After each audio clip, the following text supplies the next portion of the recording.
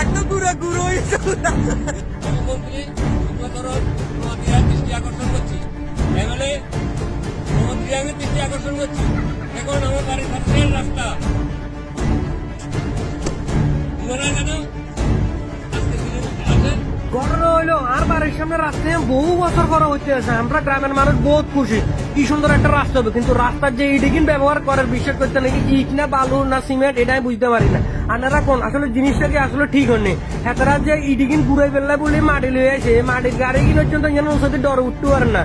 সাইডে তো নিজে ফোন করে কথা না গাড়ি যেন এখানে দিয়ে ঘুরে হেনা এখানে দিয়ে নন যাইতো না, কারণ ইট ভাঙি যাবো। হেতারা ডরে আর রিস্ক হলো। তো এবার হেতারা যখন ডজার একটা নাই এবার আর বাতি যখন যখন তারান তারা ইডিয়ানের ওষুধ দিচ্ছে ডজার ইয়ালো যেন ইডিয়ান ভাঙেনি ওইটা জীবনে ভাঙতো না। এক নম্বর ইটনের নালে টুকরা আনা হইব তো উঠিয়ে গুঁড়ো হইব না।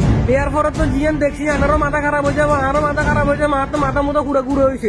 এক কারা পুরো ইডিয়ান গুঁড়ো হয়ে রে পুরো ফিনিশিং হয়ে গেছে। এটা কোনো কথা আনারা কনছে এটা কোনো কাজ হইতে আছে?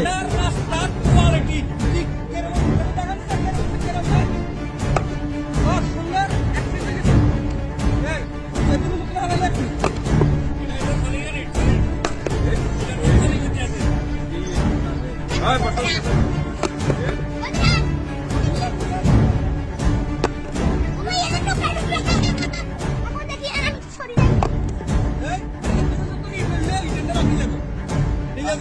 কোয়ালিটি এই রাস্তা তো নিচে আছে।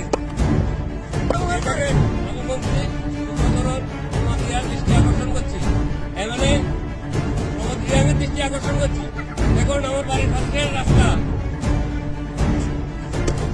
মনে হয় কেন আজকে দিনে আছে।